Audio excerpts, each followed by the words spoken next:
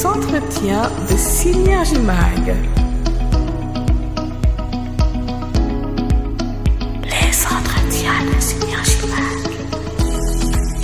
Bonjour, bienvenue dans les entretiens de Synergie Mag. Aujourd'hui, nous avons le grand plaisir d'accueillir Chantal Egui. Mère de 3 enfants, elle est réceptionniste à l'atelier des moyens auxiliaires de la Fondation Foyer Handicap depuis plus de 10 ans. Au micro de notre collègue Cyril, elle nous raconte sa vie quotidienne de maman et les difficultés liées à son handicap visuel. Les entretiens de Synergie Mag. Bonjour, je m'appelle Chantal Egui, je travaille à la Fondation depuis une dizaine d'années maintenant et j'ai 3 enfants. Pouvez-vous nous expliquer votre handicap en quelques mots ? Alors oui, j'ai un handicap invisible, principalement la vue. Du coup, je vois ni des côtés, ni en bas, ni en haut. J'ai des lunettes qui m'aident à mieux voir. Je peux pas conduire.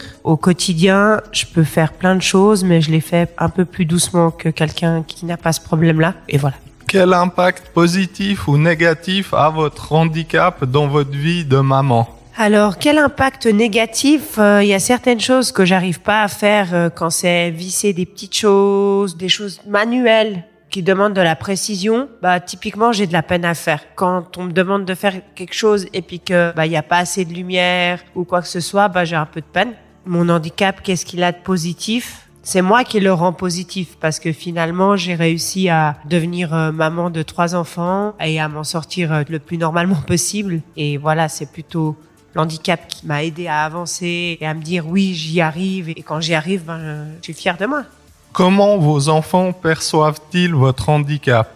Alors mes enfants, ils le perçoivent très bien. Ils sont plutôt justement à des fois quand j'arrive pas à faire quelque chose, à venir m'aider en fait. Je leur demande soit naturellement ils m'aident parce qu'ils voient que j'arrive pas à faire, ou soit je leur demande de l'aide et ils viennent et ils expliquent de temps en temps à des personnes qui me connaissent pas ou que je croise avec eux ou comme ça. Des fois, ça dépend les situations, mais il y a eu 2-3 fois où voilà ils disent ma maman elle voit pas bien, alors il faut que je l'aide ou comme ça.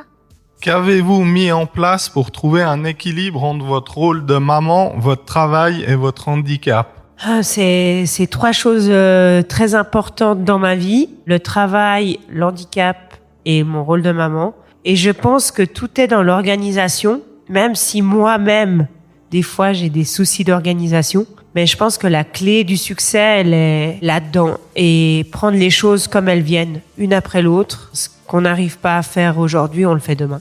Je pense qu'il est important de se faire confiance et de se rendre compte qu'on peut y arriver et d'oser demander de l'aide parce que la société actuelle, elle nous laisse pas de place à demander de l'aide. On a presque honte. Quelque chose de personnel, moi, on m'a mis beaucoup de critiques, de bâtons dans les roues. Les adolescents et les enfants, quand j'étais en primaire ou comme ça, se moquaient de moi parce que j'arrivais pas. On m'a toujours dit, ouais, tu vas toujours être seule, tu vas pas trouver d'amoureux, etc. Et puis, maintenant, je suis mère de 3 enfants et qui plus est célibataire. Enfin, je dis ça parce que je gère tout toute seule et je pense que je m'en sors bien. Croyez en vous, osez demander de l'aide, n'ayez pas honte. La solidarité, elle est importante. Elle est là pour tout le monde. Elle n'est pas là que pour certaines personnes. Les entretiens de Synergie Mag. En fait, cette normalité, c'est un moteur qui te permet d'avancer à ton rythme et de garder le juste milieu pour l'éducation de tes enfants. L'amour d'une maman, il est décuplé vis-à-vis de son enfant. On est prêt vraiment à tout faire pour l'enfant. Qu'on soit en situation de handicap ou pas, dans la mesure de notre possible, la maman, elle irait toujours dans son retranchement. Elle irait au plus loin. On serait même prête à mourir pour notre enfant, pour l'aider en fait. Parce qu'on est là pour ça, on est là pour le voir grandir, on est là pour qu'il soit bien en fait. Et du coup, l'amour d'une maman, c'est ce qu'il y a de plus beau. Vraiment. En sachant que tu as un handicap, comment tu fais pour tes enfants restent des enfants ? Comme tu nous as dit avant, tu as besoin de temps en temps d'aide. si c'est pas indiscret, quelle est ta force ou comment tu raisonnes pour laisser tes enfants, on va dire à leur âge, grandir comme un enfant et non leur donner des trop grandes responsabilités? Est-ce que c'est par les temps de parole, la communication?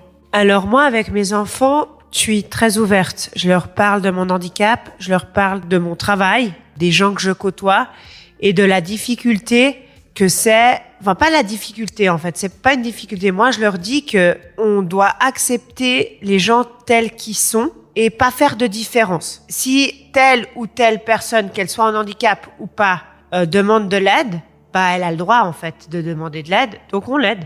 Ça s'arrête là en fait. Et moi, personnellement, par rapport à mon handicap, à ma perception des choses, c'est très personnel, mais je me suis toujours débrouillée pour être, c'est triste de dire ça, mais entre guillemets, dans la normalité. Donc, faire les choses comme tout le monde.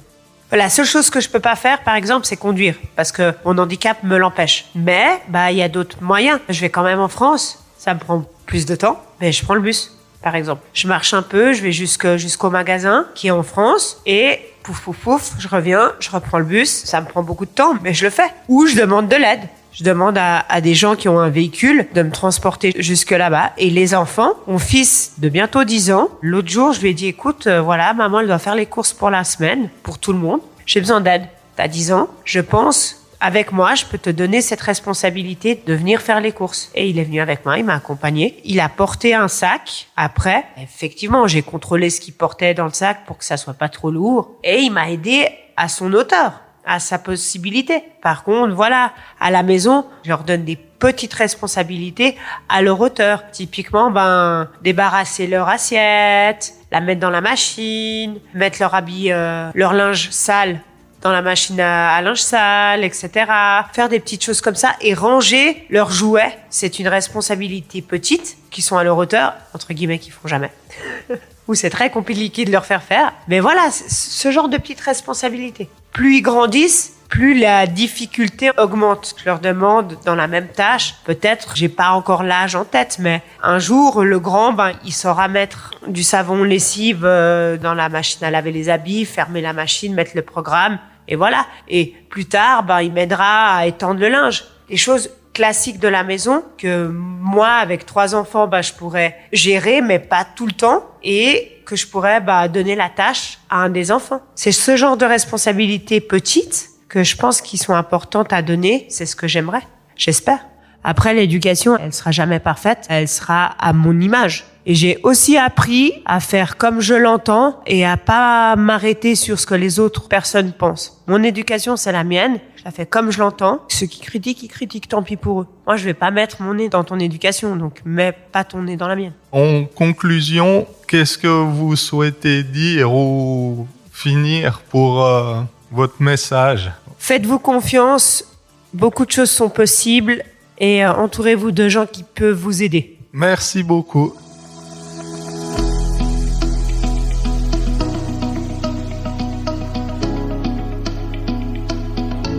Les entretiens de Synergie Mag. Les entretiens de Synergie Mag.